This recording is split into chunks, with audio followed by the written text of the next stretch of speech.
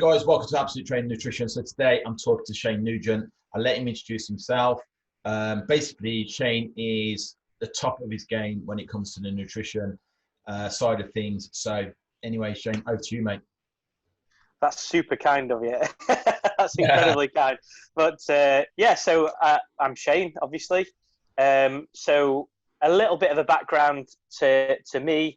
One of the things that we're trying to do in lots of different perspectives is basically try and make sure that all the nutrition advice that's reaching the masses is really good quality, evidence-based, science-based nutrition advice, because nutrition is a science. I know, day to day, it's very easy just to go, yeah, but it's just eating meals and drinking different types of drinks and take it steady at the weekend. And so, yes, it is a bit of that. But the reality is it's an incredibly scientific topic, and even just tiny little nuggets of nutrition can be studied for decades on its own. So yeah, obviously we just want to, as a result of that, get as many people viewing nutrition in the right way, if that makes sense. It's not just what's the best plan or what's the best approach. We have to help you understand nutrition much better and help you understand what's the best approach for you, because it's different for every single person. So the reason why that I'm sort of involved in this is, educationally speaking, I absolutely fell in love with nutrition when I was doing my undergraduate degree. So I just did a sports science degree, like tens of thousands of people do every year. Nothing massively in depth or special or anything like that. But I got the chance to work with elite standard athletes with the junior British climbing team in nutrition.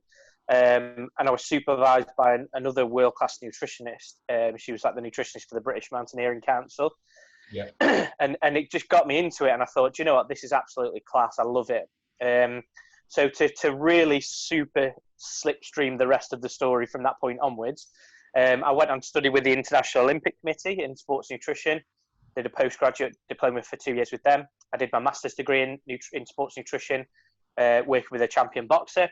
And then also, right now, I've set up SJN Nutrition, which is a company that helps people understand nutrition from lots of different perspectives, from gym goers to schools to companies and corporate wellness and things like that. And also, I'm doing a part-time PhD scholarship in nutrition through Sheffield Hallam University as well. So we're heavily involved in getting the nutrition information out there, but also incredibly heavily involved with literally creating novel research itself as well, which is a really unique blend. So yeah, that's the very short version. I think you really undersold yourself there, mate. But you know what I mean. But I think the funniest thing I like is when you say you're doing a part-time PhD. How's that part-time PhD thing working out for you then? Mate, honestly, I started doing it, and it's one of those things that, like you do a course. Let's say you do like an accountancy course or something, and there's like 10 modules, and it's step by step. You just have to go through the modules, pass the test. That's it, pretty much. Yeah. And there's nothing wrong with that, by the way. But when it comes to a PhD, it's like you read a piece of research and you think, I don't understand that topic, and then you read the other 15 pieces of research from that one piece of research that have been cited in the text. And then you go, I get it a bit more, but that actually gives me another 100 questions I need to answer. So then you go and try and create a reading list of 100 research, and it's just never ending. It's like doing a degree, isn't it? You think, it's only going to be 10 hours a week, but it actually, and a PhD level is like a different level altogether, isn't it? So.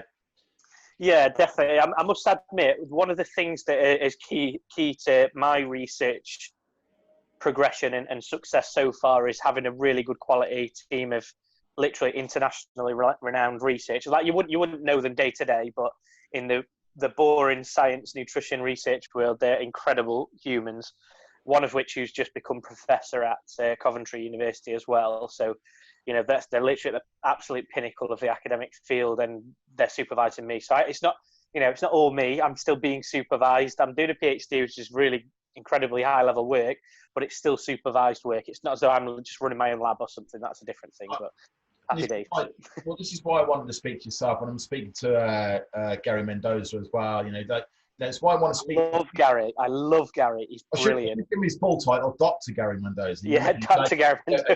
And getting to speak to these guys who are, there's no pretense. Like yourself, man. There's no bullshit with what you do. It's good, honest, truthful, well researched, evidence based practice that you guys are putting out there. This is not something that you've got a supplement to sell, so therefore you're saying that my pills are the best. Yeah. You know, and that's why, like, what I want to do this series, so we can really get, you know, the public to be able to reach out to people like yourself, rather than watch some TV program with some dude who's got the word doctor before him and he's telling people how to lose weight in 21 days. You know, you know, there is, like you said, nutrition is a science, and I don't think people see it as science. You just think, like you said, it's something that it's just eating, isn't it? But it's actually so many chemical factors. Once that food hits your body, there are so many chemical things that go on that, you know, it has to be a science, doesn't it? So, absolutely. So we'll dive in. I've got the real simple questions. What I've tried to do is keep it to a point where the things that people want to know, the questions that we get asked commonly as coaches, I just thought, rather than us keep saying it, it'd be nice if we can get feedback from people like yourself. So one of the questions we get asked a lot, and I already know what your answer is going to be, but is like, how do I lose weight? Okay, so there's a simple answer to this and a very, very incredibly multifaceted, complex answer. So the simple answer would be you create a calorie deficit. It literally is as simple as that. When it comes to a scientific look at what needs to take place, you create a calorie deficit. It's as simple as that. So what I mean by that is, we take a look at all the energy that you use up each day through digestion, through keeping your body warm, through all the different processes that happen within your body, through movement, exercise, thinking. All of that requires energy. So we can add all that up within reason, fairly accurately, without being in a lab setting. And then also we can add up all the food and drinks that you consume as well. And providing that the amount of energy that you're using up is more than the amount that you're consuming, you're going to lose weight, because that creates a calorie deficit. You're not getting enough energy in to be able to compensate for the stuff that you need to do day to day. Yeah. So the difference between the amount that you're consuming and the amount that you're expending creates either a calorie surplus, so you're consuming more calories than you need. Yeah. A calorie balance, which is your weight stays the same. Your body weight doesn't fluctuate either way. Or a calorie deficit, which for a lot of people, especially in the Western world in general, not just in your area or just in England or just the UK, and literally the Western world in general, we need to be in a calorie deficit, because just in the UK, there's 2/3 of adults classed as either obese or overweight right now. So it's a huge, huge factor. That's an absolute epidemic of gargantuan proportions.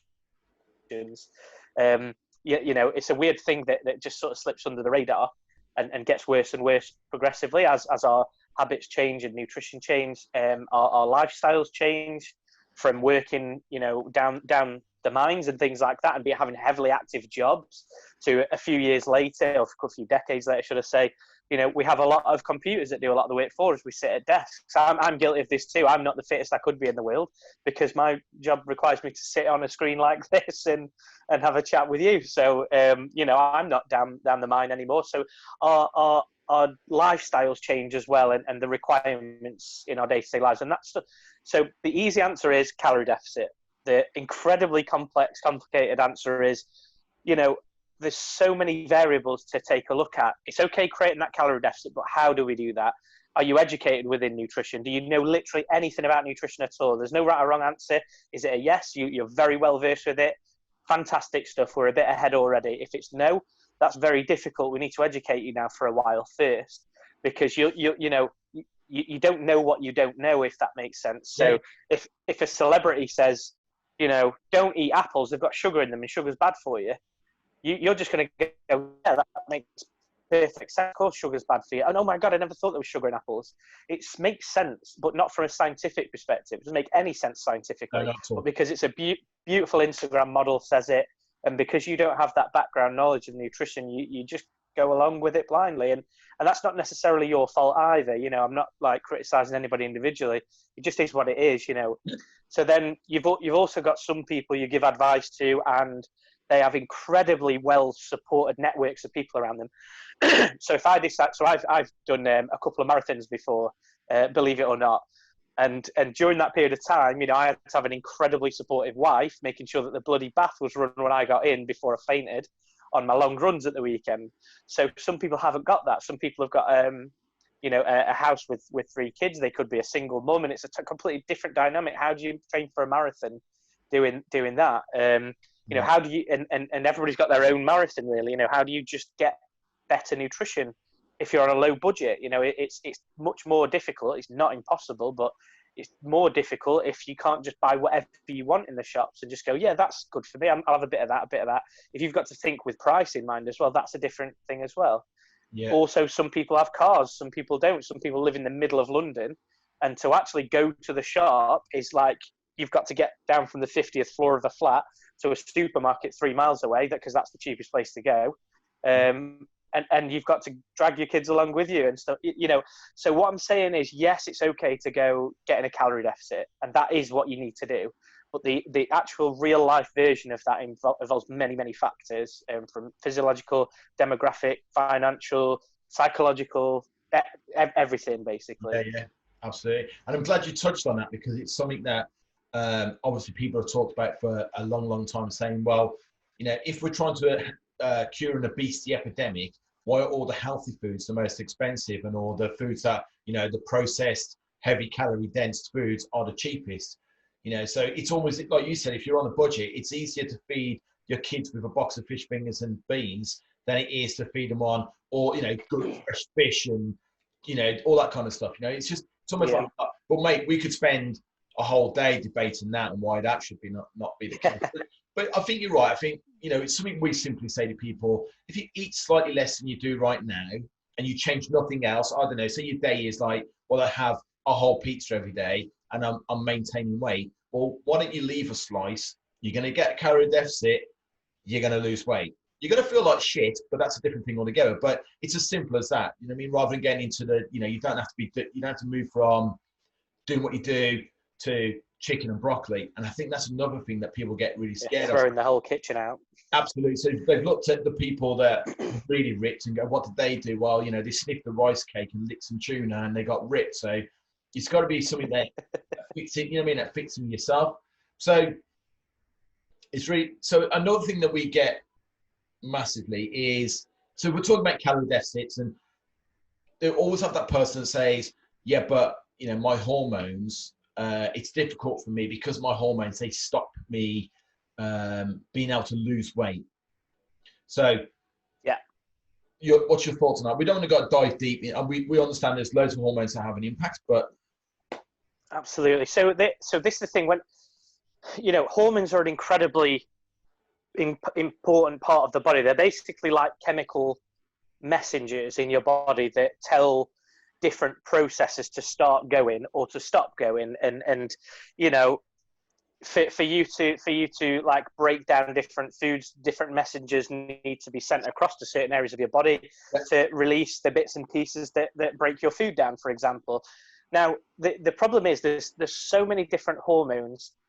Now they all work in tandem with one another for many, many different reasons. For some, from the perspective of keeping your body at the same temperature, to secreting different bits and pieces that break your food down, to lots of other different areas too. Now, what we need to understand is your body's incredibly well versed already, and it has been for millions of years, for doing things very well already. Otherwise, essentially, we wouldn't be here. Yeah. Now, there are people out there that have genuinely clinical reasons as to why hormones are not present, or too high, or fluctuate, or don't respond effectively enough. Yeah. That's absolutely fine. That's a reasonable argument. So for example, people with thyroid issues, that can have a genuine significant impact on the amount of calories that you burn per day.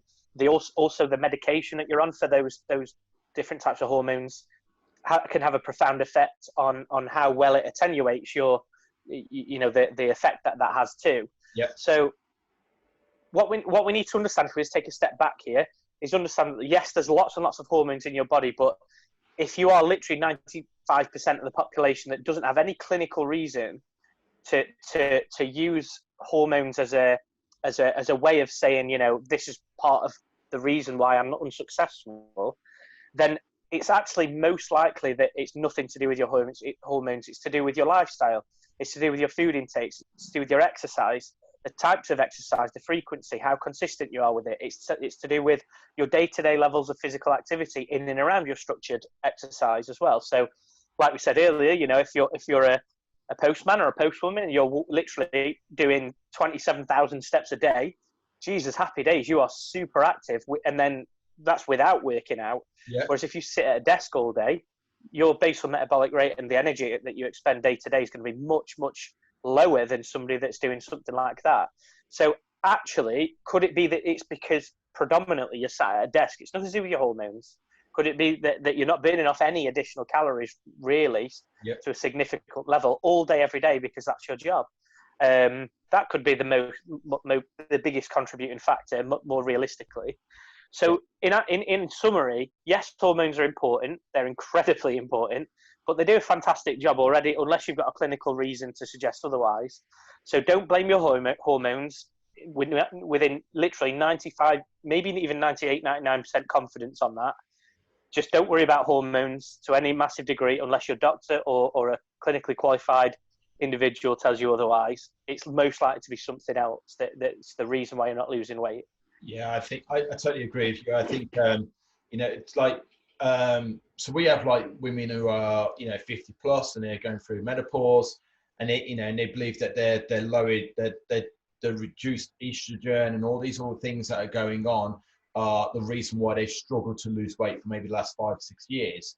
And I try and explain to people and say it's not stopping you from losing weight. It might be making it more difficult for you, and you might have to put a bit more effort into your day. You might have to increase your NEAT, you know, your non-exercise activity. You might have to do that more than somebody who's not going through menopause. That's it. That's literally the key. You just have to move your target to what you do. Let's just have to do that a little bit more.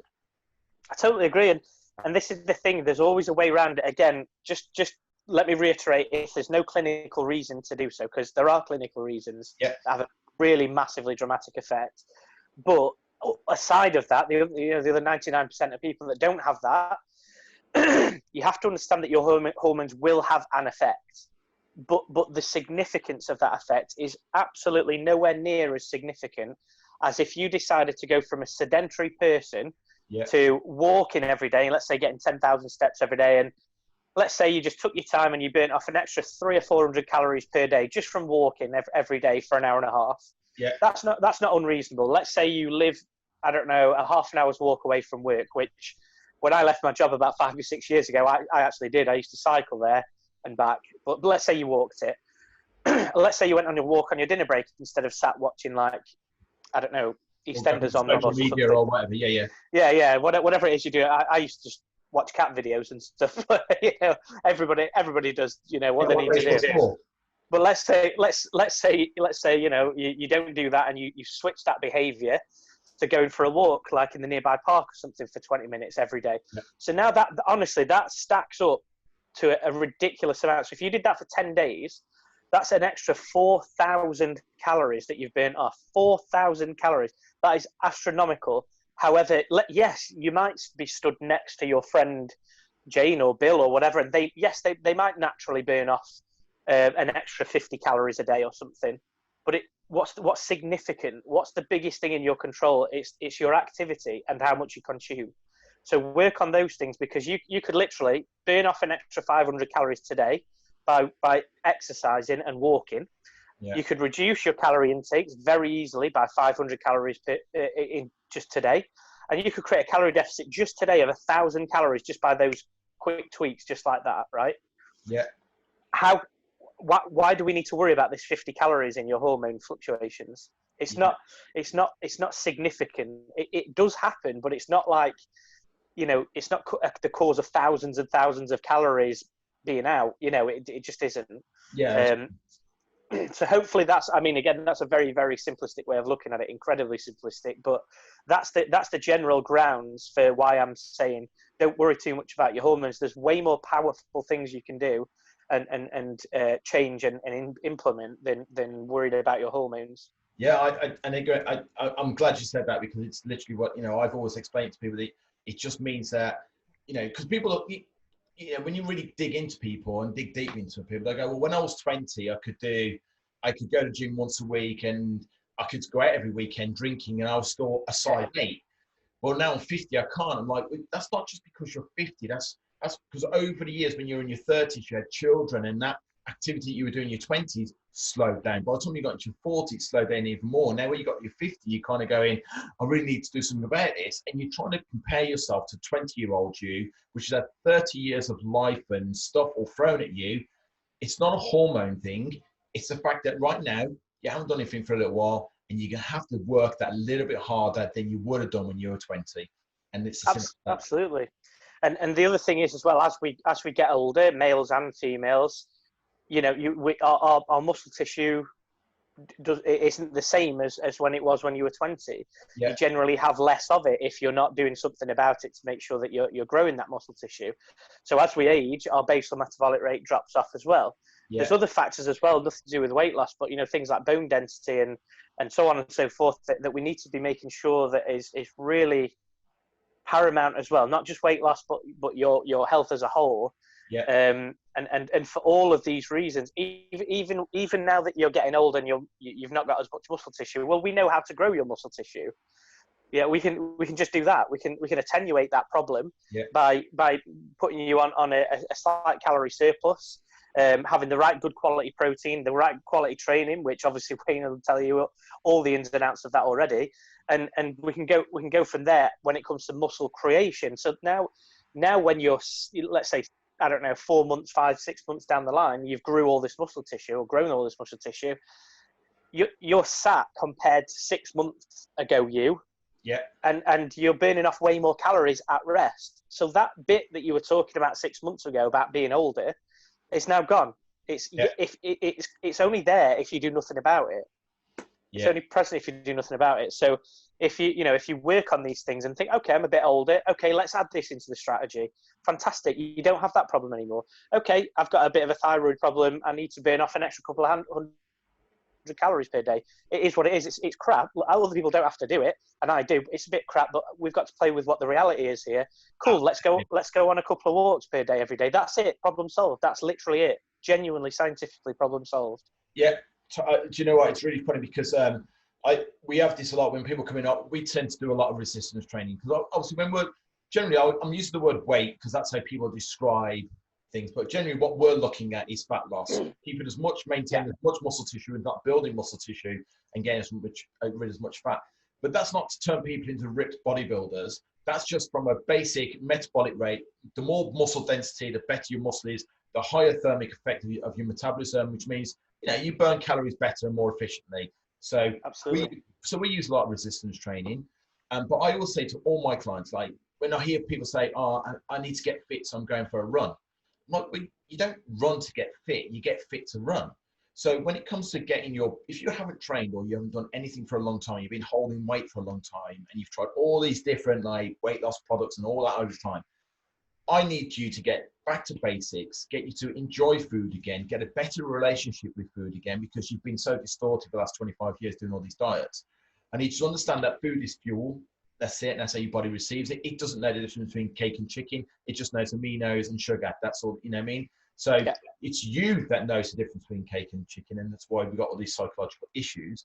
But I just like people to just get back to basics. And I always say to people, I want to get you fit to lose the weight that you need to lose. But if you haven't done anything for a long time, the next 10 weeks is getting you fit to drop that weight. Absolutely. And that's what we focus on: good mindset about food, better relationship with food, and just lifting weights and and using resistance training to get them there quicker. And that's why we get the results we get. There's no magic pills. There's no like magic formulas. It's just real simple, helping people understand what their bodies are prepared to do and how much harder it needs to work or how much it needs to eat. And you just summed it up. If it means that look, I'm really sorry, darling, when you were in your 30s, you could get away with a couple of walks and like an aerobic session a week. And now you're 50, unfortunately, you're going to have to do 7 walks a week and you have to hit 3 aerobic sessions. It's just life. It is. And also what I will say is, obviously this is like such a summary type video. So it's you know, what I also want to do is add a little asterisk in there, because, you know, if you, so you may or may not, Wayne, have recently seen like my Instagram account. Like I'll take photos whilst I'm out on my walk. Like I make sure that we go out on a walk in absolutely stunning, beautiful nature. And don't get me wrong, this is another thing as well. Maybe you live in the centre of London and you haven't got that. I totally get that. But what I'm saying is, it doesn't. You can attach something. It's not about the walk. It's nothing to do with walking. It's to do with like hearing, literally, as cliche as it sounds, like you can literally see the birds flapping around you and thinking, nature's just incredible, and that de-stresses you. And then you do that in the morning before you start work, so it's out of the way. I've got my 8,000 steps in the bag before I even begin my day, and psychologically I'm like, Jesus, I've achieved so much, I've not even started work yet. And then you start work, and then, you know, you maybe take the dog out on your dinner break, or when you get in or whatever, and then think, Jesus, I've got 10,000 steps. That was pretty easy, actually. And all I did was like chill out in nature and stuff.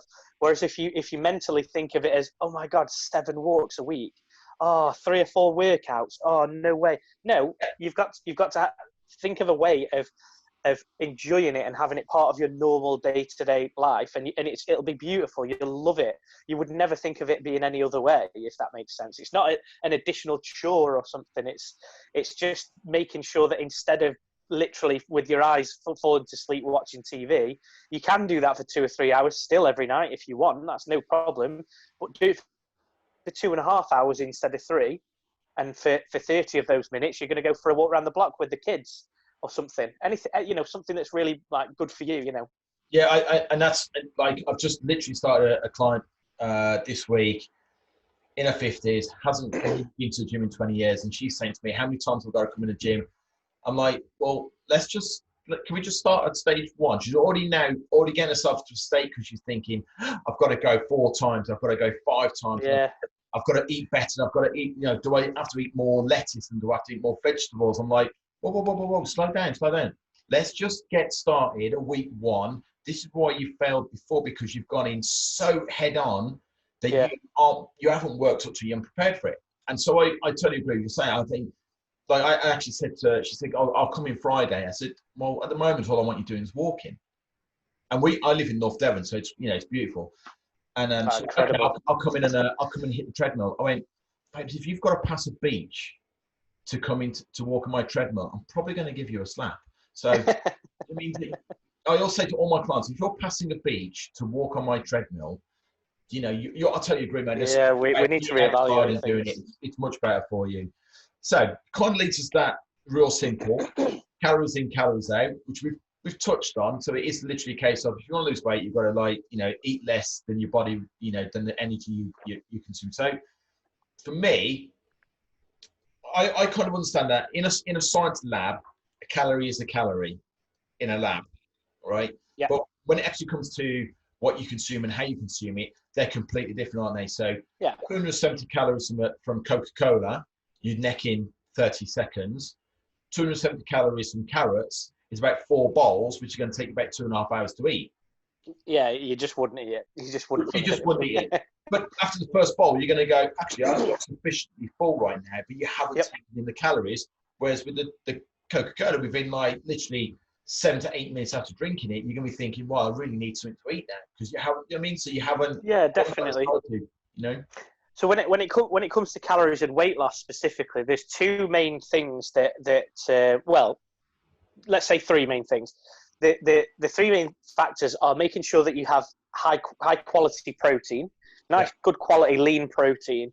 And I say lean not because fat's bad. That's another myth. That's a load of rubbish. Yeah. It's just because that if you have a gram of protein, it's 4 calories, and if you have a gram of fat, it's 9 calories. So you can have the same amount of food in your hand, and it's literally way more than, or not way more, but slightly more than double the calorie density. So this is another thing. When we say get rid of the fat on food, it's not because fat's bad. It's because it just contributes a lot of calories. That's all. Basic maths. It's literally just maths. That's it. Nothing bad, nothing good, just maths. Yeah. So let's say you know you have I don't know, let's say some beautiful, like lean, I don't know, let's go some fish and make some fish curry or something. Happy days. You've got, and by the way, it doesn't have to be like Tesco's finest, hand caught from like some, 70-year-old Scottish fisherman or something. It doesn't have to be that. It can literally be the big, massive bag of frozen cod or hake or haddock or something like that in the freezer section that you can bulk buy. So you can do that. You've got a good quality source of protein. Fantastic. We need to add some fiber in there as well. So protein takes a bit of time to digest, and it makes you feel full relatively quickly, and it also keeps you fuller for longer because it takes a bit of time to digest. When you pair that with really good quality fiber intakes, that even further slows down the digestion process, because fiber is a tricky one to digest as well. So this is why, like you said, if you had 500 calories of Coke, you had like 2.5 cans of Coke or something, or whatever that works out as, it's so easy to digest. It's just liquid. It goes into your stomach. There's no fiber, no protein. Your body can get that into your bloodstream just like that, and it's just easily broken down, easy. Yeah. So you'll feel very, very hungry very quickly within half an hour probably. It wouldn't even like make you not feel hungry. If you feel hungry and you have 2 cans of Coke, it doesn't even have really any effect on your hunger. You might have a little bit, but it wouldn't really affect it. However, if you had 500 calories from, let's say, salmon and some beautiful chickpea salad or something with loads of spinach and some, I don't know, chia seeds and quinoa or something. Again, I'm using very nutrition-y type foods there, but just to paint a picture, like, it's full of protein, it's full of fiber, and actually it's not that high calorie. You consume that, you're going to feel so full so quickly and for much longer, and probably not even get to 500 calories on your dinner break.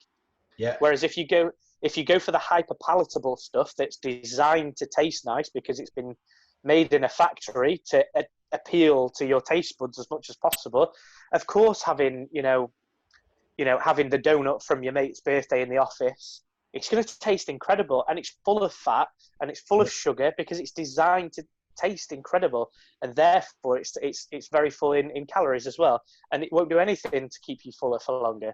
But then you've got to go and have your lunch that you brought in anyway on top of that, and guess what, you have a can of Coke as well because you need a drink with your lunch, and you think, geez, I've just had 1,000 calories and I'm still hungry 45 minutes to an hour later. It's crazy. So yes, a calorie is a calorie, like you said, but how you spend that calorie budget every day, you can spend that on crap stuff and you can spend that on really good quality nutrition, and that has a profound effect on your weight loss journey as well. Totally. Because it doesn't keep you fuller for longer, and therefore you end up eating more of it. One of the biggest things that we get from our clients is, I can't eat that amount of food. Because I know that good. When we've removed all the processed, all the stuff that they've been living off, like even if you set something a basic like 1,500 calorie meat day, if you're trying to get that from really good wholesome foods, it's a lot of food. It's difficult. It's really, and we get clients coming in going, I'm really struggling to try and get to 1,700 calories. I'm like, well, in your back of your head, you're thinking, well, you obviously weren't before, but now because we've changed the amount of food that you're eating, what you're eating. The times. Calories a calorie, but we've just, instead of like eating the sandwich with cheese and pickle on it, we've changed that slightly, and you're finding it more difficult to get that amount of food in, which is also, again, it's a good thing because people don't tend to eat when they're already full. Generally. I totally agree. And you take a look at different populations across the world as well. So you have different populations in Asia, and I think my brain's just frazzled today, but I think it's called blue zones in across the world, where you have populations that have such ridiculously high levels of health and good body composition too. Yeah. And you take a look at what they eat. It's like, if you're living on the coast of China or somewhere like that, you're probably going to be near a fisherman's village or something like that, fishing village. You're going to be eating eels and things like that, and like really good quality prawns and loads of beautiful foods. There's going to be some rice fields nearby, so you're going to have good quality rice that's come straight from the field down to your plate, literally 5 miles away. Yeah. And then you're going to be maybe going, I don't know, maybe you make your own. Is it Korea? I think it's Korea. Hopefully I'm not getting that wrong, but let's say in Korea they make their own kimchi, which is like a fermented, like loads of shredded vegetables and stuff like that. And every family in the area makes it. And so you got to think like that's their lifestyle. They have food from the sea a few miles away. They have the rice fields there. They've got all this beautiful fresh produce, fruit and veg that is getting cut from a field or a tree or something like that very nearby. And it gets onto the plate. So the nutrition is sky high because it's not had time to lose any nutrition. And also the quality is sky high because it's not gone through some factory whose job it is to make it as tasty as possible for you to buy as much as possible. Yeah. That's and again, there's loads more to it than that, but and there's nothing necessarily wrong with produced food either. You know, your tin of tuna is a produced food, but there's nothing wrong with that. You know, yeah. I'm talking about, you know, the crisps, the sugary drinks, the stuff like that. That's just, I could have 2 cans of Coke now and you'd smash out hundreds of calories easily. Yeah. Whereas it's very difficult for me to consume hundreds of calories of vegetable soup, let's say. I'd probably get to 200 calories of that and go, wow, I've had a bowl and a half, I am stuffed. Yeah. You know, and that's the way food works, you know, if you use it wisely, you know, and that's a good problem. No, it's not even a problem. It's a good situation for people to have. Yeah. I can't consume the amount of calories. It's like amazing. You're on a weight loss journey. If you feel great and and that's not having a negative effect on you, then fantastic. That's a brilliant position. The last thing you want to be is hungry. If you're if you're on a diet that you're hungry, you're on the wrong diet. You're doing something wrong. You should not feel hunger if you're trying to drop body fat. This is the thing. There's two things. There's like a prevention thing. So you do everything you can to prevent yourself being hungry in the first place, which is like we've already covered. You know, have good quality, high protein, lean sources of protein, coupled with really high sources of fiber. And again, that's basically fruit. It doesn't have to be salad and leaves, but generally fruit and veg and stuff like that, nuts, seeds, really good quality source of fiber, excellent stuff. But then, even then, you might have like a training session, and then the next day you might feel a bit more hungry than normal because you've burnt off an extra 600 calories. Yeah. So it's not like you do everything you can to avoid it, but it's still probably going to be inevitable over a 6 month period. But even then, that you have a second strategy so that when you feel hungry and when it's just natural hunger, you're not doing anything wrong, you've just burnt off a load of calories, that's all. What's your strategy then as well? So what are the snacks you're going to consume additional that day? Is it going to be the healthy, so-called healthy, you know, energy bar or something that you think, well, I'm working out loads, it's an energy bar, it's designed for people that work out, that makes sense. And it does make sense, but it doesn't, nutritionally speaking. No. Or are you going to go for, I don't know, it could be some like carrots and hummus and a handful of nuts or seeds or something like that, or some protein yogurt or something like that, or, you know, something that's much, much more nutritionally designed for somebody on a journey like you. So again, there's two strategies, the prevention, and when it does inevitably happen, even with that in mind, you cure it the best way as well, instead of going, no, I'm just having a foot-long Subway on my lunch break, sod it. That's what people do, you know. So yeah, that, you know, it's going to happen, but you can reduce it massively. Yeah, I'm just kind of referring to that, you know, the people who reduce their calories so massively and try and keep them calories so low for a prolonged period of time, and after, you know, and you know, by day 4 they are really, really feeling hunger. Yeah, I'm on a diet, so I'm going to keep with this, and then I totally understand. It all goes. It's like it's funny when you're talking about like career and having access to your demographic. Absolutely plays a massive part as well. So if you can literally go and pull it out the ground, you're going to get more nutrition within that first 30 minutes pulling it out of the ground than it is by the time it's traveled across the world. Yeah. You know, like interestingly, like if you look at sumo wrestlers, they don't gain that kind of weight by eating the regular Japanese diet. They eat a very Western diet. They have a lot of high fat. They eat a lot more sugars, cakes and biscuits and all that type of stuff to gain that kind of weight. You know, so we have to kind of go, well, anyway, if it works for, so it just goes to show, doesn't it? If it works for sumo wrestlers, we can't really pretend it won't work for us. I mean, I know, and literally, it's pretty normal for Western people in general to go down to the supermarket or the shop, and shops 40 years ago were like turnips and carrots and stuff like that. You know, a nice big beetroot for you to chop up and put on a you know, under the grill or something. Whereas now it's like pot noodles, knickknacks, Doritos, I don't know, you know, cookie crumble chocolate and stuff. Oh yeah, it's Friday night, we're watching a film. Definitely, let's get a massive bowl of ice cream in there, get some Haagen-Dazs in, and a bottle of wine. Yeah, happy days. Yeah, I'd love that. There's nothing. This is the thing. There's nothing wrong with those foods. You can have them in moderation. Again, it's a boring word.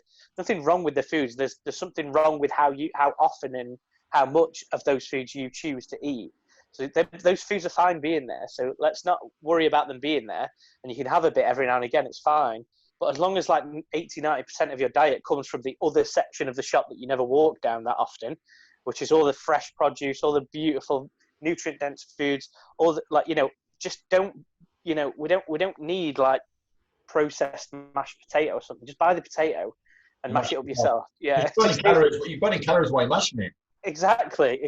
Plus, if I don't know if Gary Mendoza would know about this. He's like more behavior change, but if you look at the psychological aspects as well, people that. So when I'm cooking, I know this sounds really weird, but when I'm like chopping up my ingredients and stuff, yeah. I'm so like into my food. I'm thinking about it, and I'm thinking all that spring onion's got so much nutrients in there, and I'm putting it in this like ramen or chicken broth or something, whatever I'm making, chicken noodle soup maybe later or whatever. And I'm grating the carrot myself. I'm grating the garlic and ginger.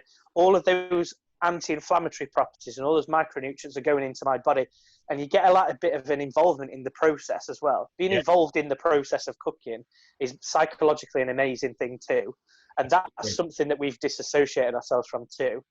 So you just put the fork and stab the top of the lid and put it in the microwave.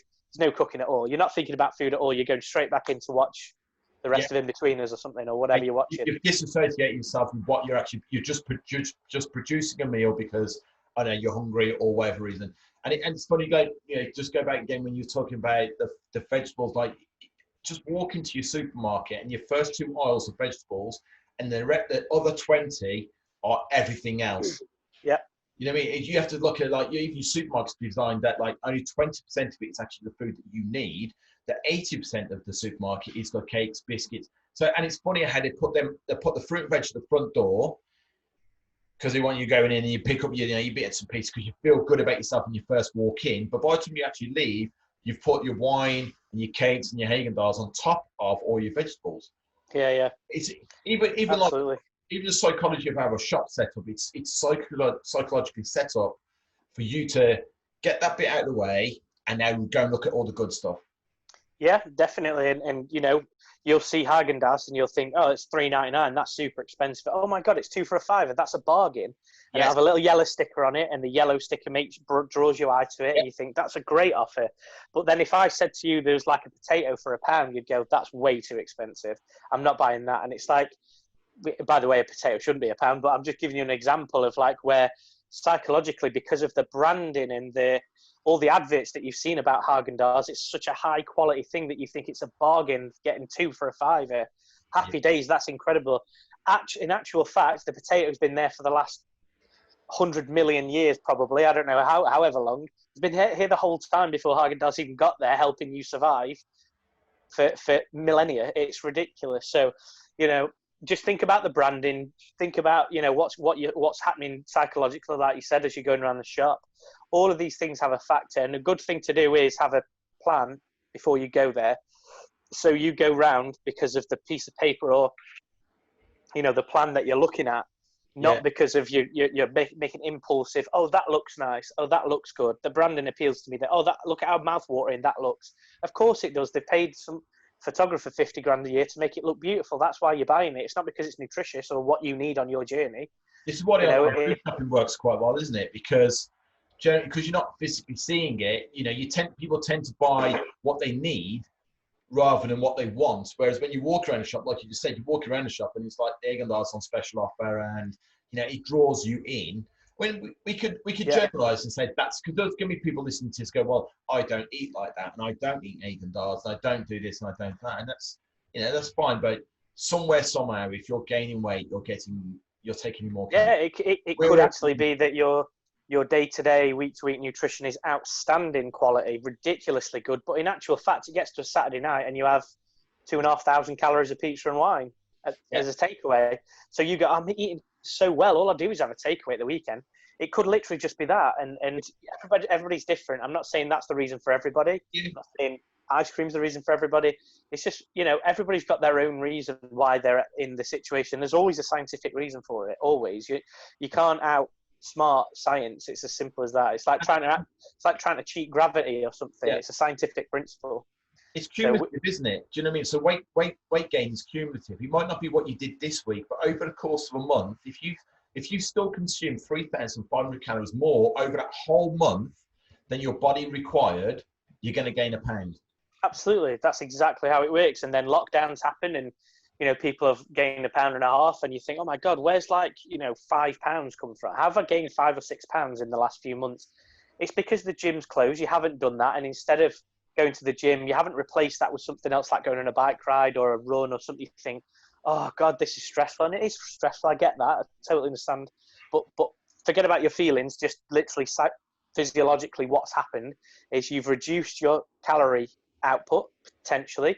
You've increased your nutrition because you're sat watching TV and stressed at home with the family or trying to work all the time from your kitchen table now instead of blah, blah, blah, whatever's going off. Or a combination of those two things, and it is what it is. But we can work on that. You know, yeah. It's not snuck in. It's you know, it's happened for a reason, basically. But absolutely, yeah. So kind of, all right. Last question. So this is something again, and we touched on it a little bit earlier on in the conversation, but age-related weight loss.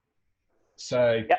You know, the theory that being if you're over a certain age, it's harder to lose weight than somebody who's younger. So would you say that it has to be a completely separate kind of diet for somebody of an older person or compared to somebody when they're in, let's say, in their 20s, or is that completely irrelevant? Yeah, so there are specific micronutrient requirements, for example. So let's say if you're older, your bone density is going to go down, for example. It's a natural part, unless you're doing something about it. Let's assume you're not. Yeah. You know, just as a natural progression in human life. So it might make sense actually to have a bit more calcium and vitamin D as part of your intakes, because that's going to assist with your bone density and reduce the rate at which that degrades, basically.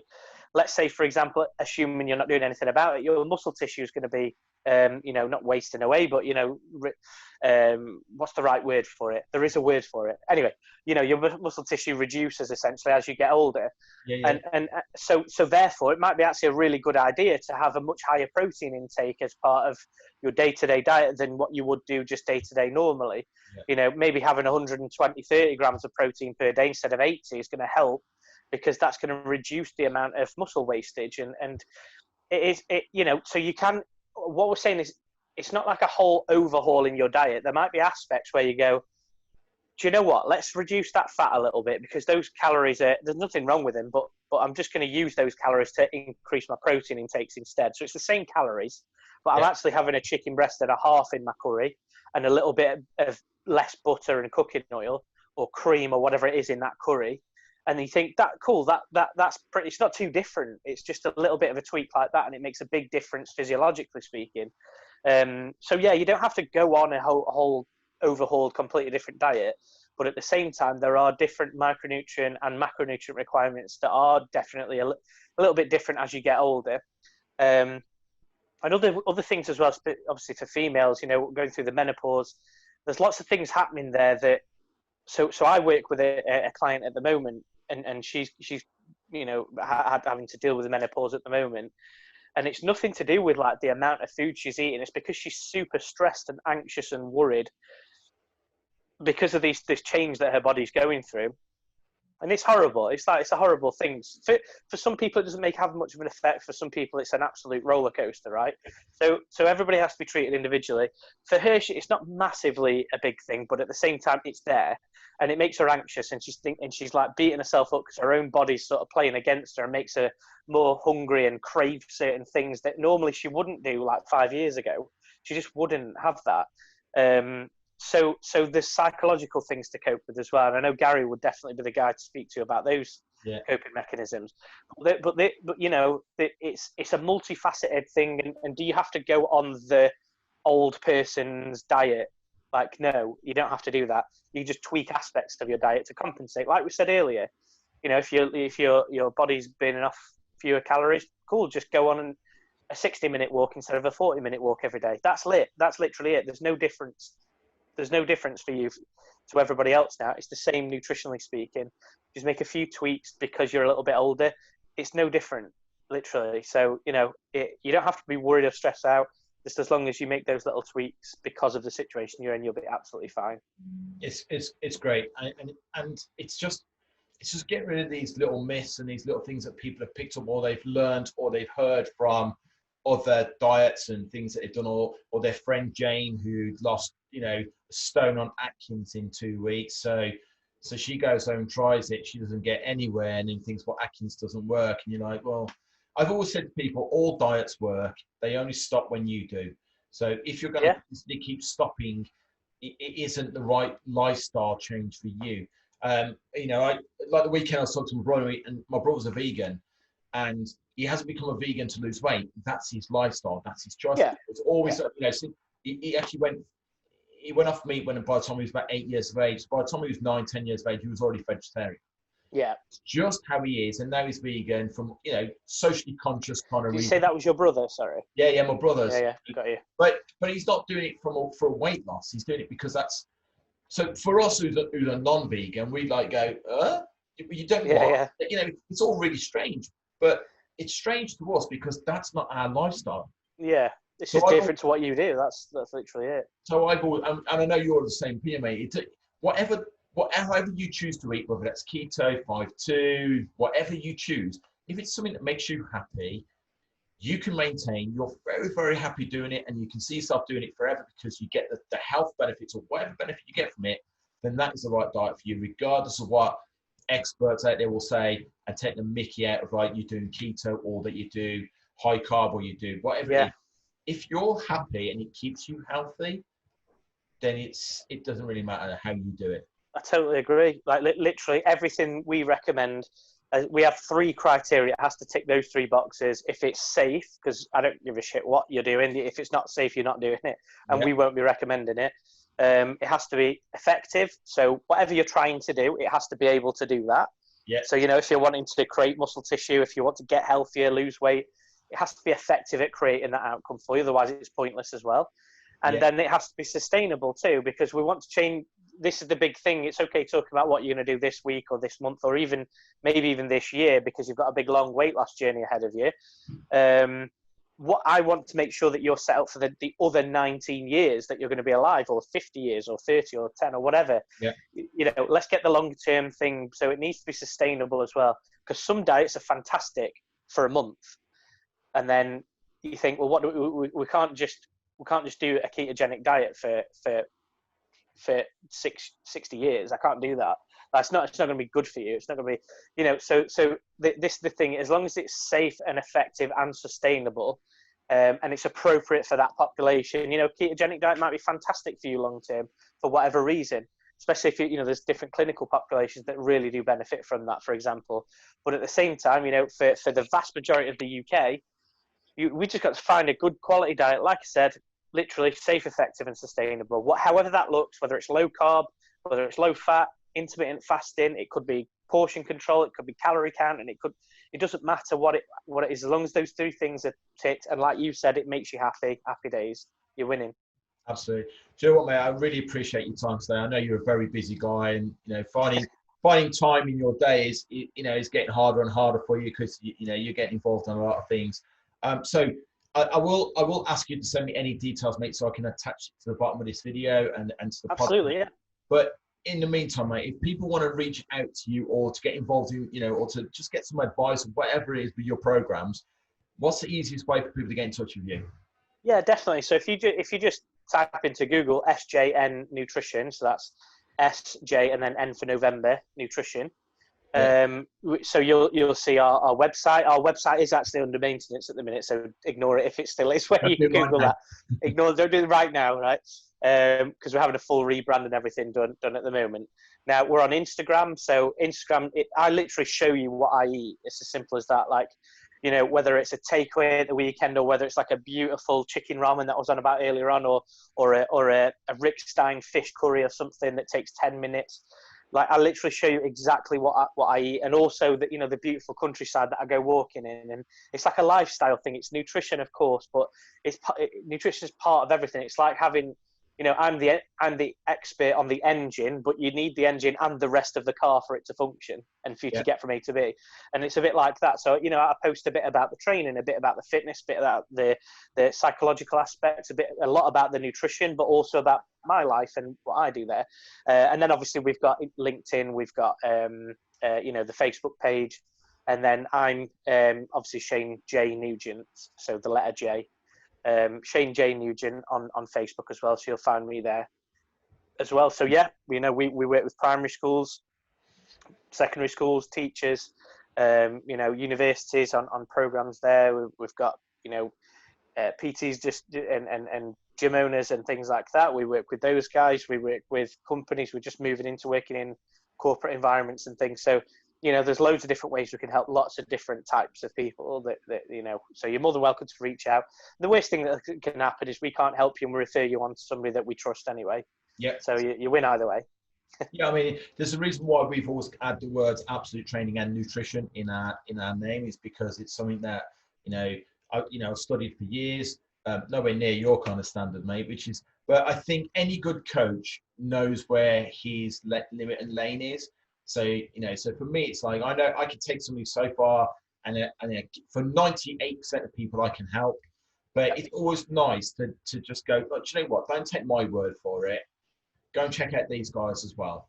And then when people like yourself and when Dr. Mendoza and all these guys, when they're all saying the same kind of things as we say, it gives us confidence, it gives our clients confidence that actually, you know what, yeah, you know, we're not selling pills and potions.